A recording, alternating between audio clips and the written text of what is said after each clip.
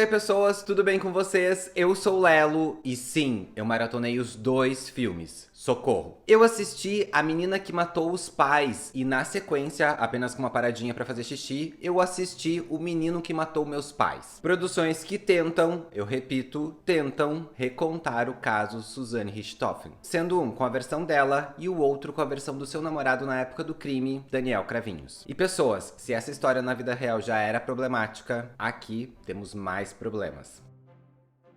Bom, como é de praxe neste canal, eu vou falar um pouquinho sobre esses filmes aqui, lembrando que eu darei a minha opinião, sem frescura e sem spoiler, ok? E vai ser um vídeo combo com os 2 filmes na mesma análise. E o motivo disso é que, tecnicamente, eles não se diferenciam muito. Apesar de a gente ter 2 versões, o roteiro não muda muito de uma para outra. Então vamos direto à minha opinião sobre o filme, porque eu acho que a sinopse todo mundo conhece. Sério, como é possível fazer 2 filmes ruins de uma única vez? As duas produções são tão iguais que eu não entendi o motivo de fazerem 2 filmes separados. Era mais fácil transformar tudo numa obra única de 2 horas, porque o que tem de cena que poderia ser cortada por não contribuir em nada com a narrativa, os 2 filmes estão cheios. Mas vamos por partes, porque depois de quase 3 horas sentado no sofá, eu tenho algumas coisas pra dizer. E a primeira delas é a escolha da Carla Dias como protagonista. Na minha opinião, ela não fez um bom trabalho, e olha que ela teve 2 oportunidades. São 2 filmes. E nenhum dos 2 filmes a Carla consegue ser convincente ao ponto de me fazer acreditar que a Suzanne é aquela pessoa, ou que teria dito aquelas palavras daquele jeito. A performance da atriz é extremamente forçada e por várias vezes até meio exagerada, uma coisa escola de atores Wolf Maia, que não combina com o tom da personagem. E deu pra ver que ela se esforçou um pouquinho, porque ela tentou incorporar alguns trejeitos da Suzanne, como o fato de ela sempre andar com os ombros pra frente e com o cabelo no rosto. Porém, fora isso, a Carla só arranha na superfície do material original. Eu tenho medo da Suzanne Richthofen só de olhar para uma foto dela. A performance que eu vi da Carla Dias nesses 2 filmes não me deu medo,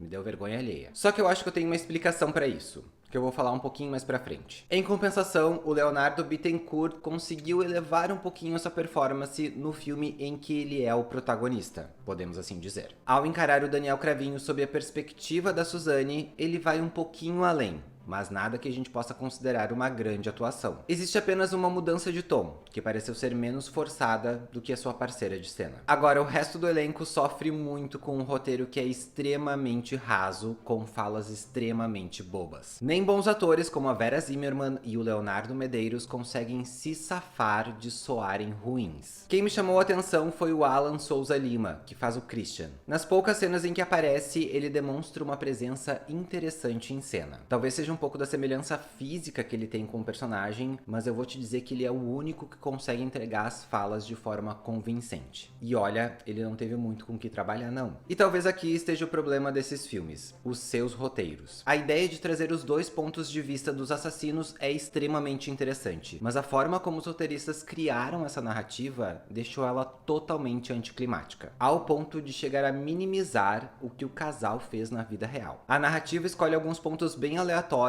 umas passagens de tempo muito longas para tentar mostrar a escalada doentia desse relacionamento. O problema é que isso não funciona. As coisas são apresentadas de forma arrastada, sem muita lógica, e eu fiquei com a sensação de que de um momento para o outro eles decidiram fazer o que eles fizeram. E eu tentei encontrar justificativas para isso, pensando que esses 2 roteiros são baseados nos depoimentos dos assassinos. Porém, os problemas não estão nos fatos, mas na forma como eles são contados. Não existe um ápice climático nem um momento marcante. Tudo é muito flat. E aí eu fiquei pensando, como é que os atores poderiam trabalhar com um roteiro desses? E você deve estar pensando a mesma coisa que eu. A direção pode salvar. Neste caso, não salvou. A sensação que eu tive durante os 2 filmes é que eu tava assistindo episódios de Malhação com cenas de soft porn teenager, sem querer desmerecer Malhação. As escolhas do diretor mais atrapalham do que ajudam a contar essa história. E se eu for comparar os 2 filmes, em A Menina que Matou os Pais, a direção foi pior. Porque na tentativa de mostrar que a Suzanne já era meio perturbada, algumas cenas vão de takes bem simplistas ao exagero estético,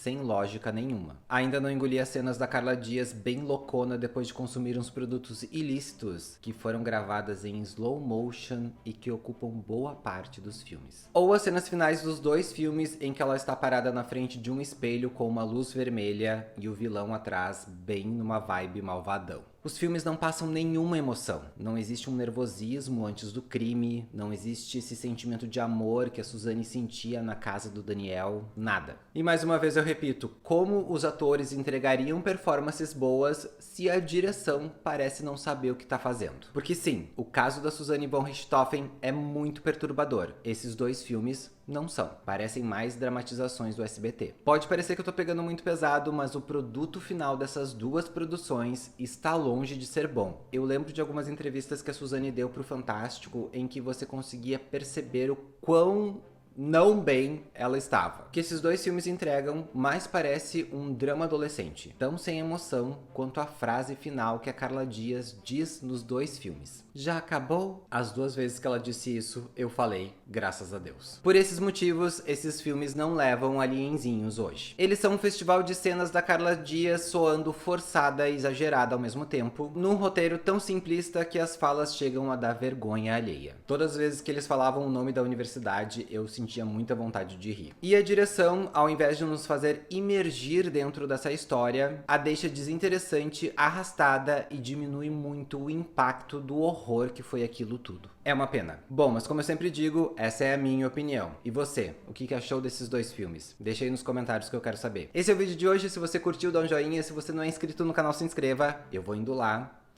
Tchau!